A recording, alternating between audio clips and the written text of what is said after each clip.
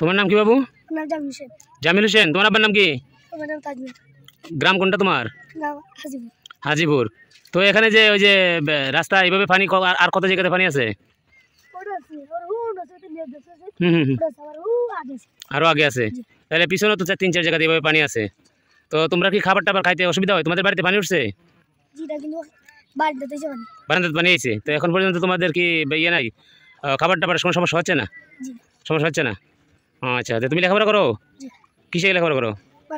মার সাথে। তোমার মার সাথে দেখলাম পানি উঠে গেছে, সম্পর্কে কিছু শুনি। এখন বন্ধ, মাছটা মারা গেছে। মনে করেন বন্যার যে পানি, এটা তো বিভিন্ন খান্তে পানিটা আসে, এটা দূষিত পানি। আর আমাদের যে ফিশারির যে পানিগুলা, এই পানিগুলো আপনার এটা আমরা মেডিসিন দিয়ে রাখি, প্রতি মাসে মাসে ব্লিচিং সুন মেডিসিন এগুলো দিয়ে রাখি।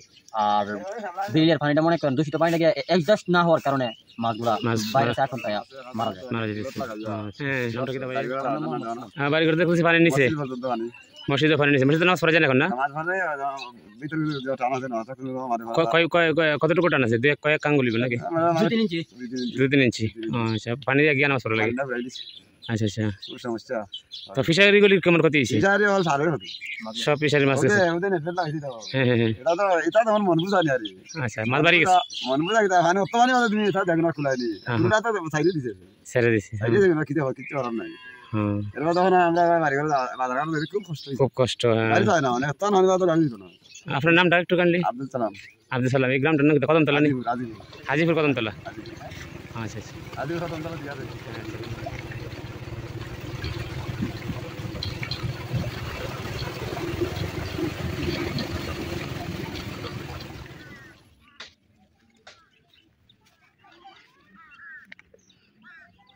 বাইকাবিল একটি গুরুত্বপূর্ণ মৎস্য অভয়ারণ্য, কিন্তু এর আশেপাশে প্রচুর খামার রয়েছে, মৎস্য খামার।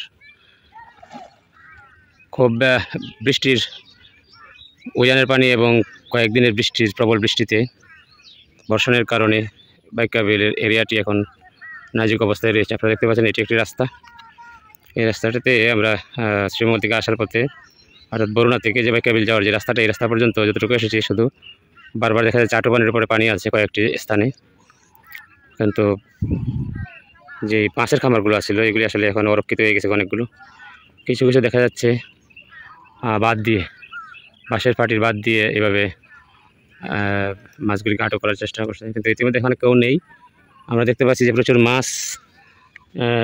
মাছ এভাবে বড় বড় মাছ মরে পড়ে রয়েছে। এর কী কারণ বা কী অবস্থা এটা হয়তো জানি না, তবে এই ফিশারির মালিক যারা রয়েছে তাদের আসলে একটি বিশাল ক্ষতির সম্ভাবনা রয়েছে এখান থেকে। তো আমরা এই ফাঁকে দিয়ে আমাদের একজন কৃষক আব্দুল মজিদের সাথে কথা বলবো। তারও ফিশারি আমাদের পিছনে রয়েছে, তবে সেখানে এখন এই দিক থেকে যাওয়া সম্ভব না। আর তার কাছে জানতে চাইব যে ফিশারির অবস্থা, যে এই অবস্থায় কৃষক আব্দুল মজিদ বাইকাবিল এরিয়া সহ কালাপুর ইউনিয়নের যে ফিশারিগুলি রয়েছে এগুলির যে বর্তমান অবস্থা, অধিকাংশ ফিশারি দেখা যাচ্ছে পানির নিচে। এতে তাদের ক্ষতিগ্রস্ততার সম্ভাবনা কেমন? বা তোমার তো নিজেরও ফিশারি রয়েছে, অবস্থা তোমার ফিশারি সম্পর্কে একটু বলো, কী অবস্থা এখানে? ধন্যবাদ। আসলে এবারে যে বন্যা হয়েছে বা কয়েকদিনের টানা বর্ষণ বা যে উজানি ঢলের কারণে শ্রীমঙ্গলের হাইলাওয়ার, এটা হচ্ছে শ্রীমঙ্গলের হাইলাওয়ার। এই হাইলাওয়ারটা এখানে বাইকাবিলে অবস্থিত। বাইকাবিল সবাই জানেন। বাইকাবিল আমরা যে রাস্তাটা আছে এটা বাইকাবিলের পাকা রাস্তা। এই রাস্তার উপর দাঁড়িয়ে আছি। এখানে যে বর্তমান যে পরিস্থিতি, রাস্তার অনেক জায়গায় হাঁটু পানি, কোনো জায়গায় আরও কম পানি, কিছু জায়গায় অনেক জায়গায় আরও বেশি পানি। এই অবস্থায় হাওরের উপরে যে অবস্থিত যে ফিশারিগুলো, মাছের খামারগুলো আছে, অধিকাংশ মাছের খামার এখানে মৌলভীবাজার জেলা শহর সিলেটের বিভিন্ন প্রান্তে এই এলাকার যে মৎস্যগুলা চাষ হয় তা এখান থেকে যায়। আমরা দেখতে পাচ্ছি, আমরা এখানে সরজমিনে দেখলাম, যেমন প্রায় সব ফিশারি মোটামুটি 80% ফিশারি পানির নিচে।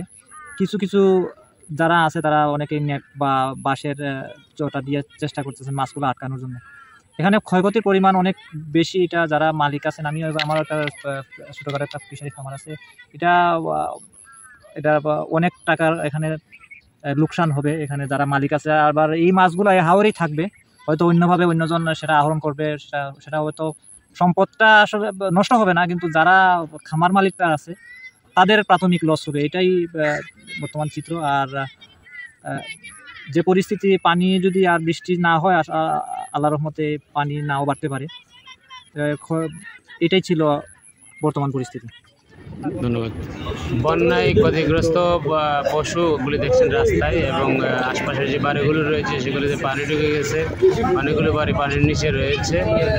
তবে এখানকার মানুষ খুব একটা অসুবিধাতে নাই, কারণ আশপাশে কিছুটা টান জায়গাও রয়েছে, ফলে আমরা দেখতে পাচ্ছি যে চলাচলের অসুবিধা বেশি। তবে খাবার দাবারের তেমন একটা সমস্যা আছে বলে আমরা এখন পর্যন্ত কারো কাছ থেকে কোনো তথ্য পাইনি। এটি একটি মসজিদ, যে মসজিদটিতে দেখতে পাচ্ছেন যে পানি ঘিরে ফেলেছে। মসজিদটি আসলে বেশ ছোট হলেও এই এলাকার জন্য গুরুত্বপূর্ণ। আর কোনো মসজিদ এখানে নাই, কিন্তু এটাতে পানি ঢুকে পড়েছে, এবং পার্শ্ববর্তী বাড়িতেও পানি ঢুকেও পড়েছে।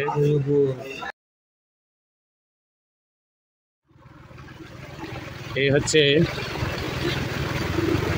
শ্রীমঙ্গলের বাকিয়াবিলে যাওয়ার রাস্তার পরিস্থিতি।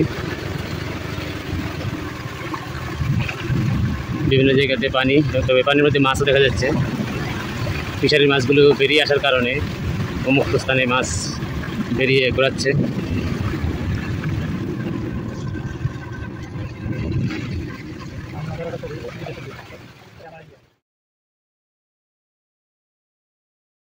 আপনারা দেখতে পাচ্ছেন যে রাস্তায় পানি, আমরা এই পানি দিয়ে চলছি।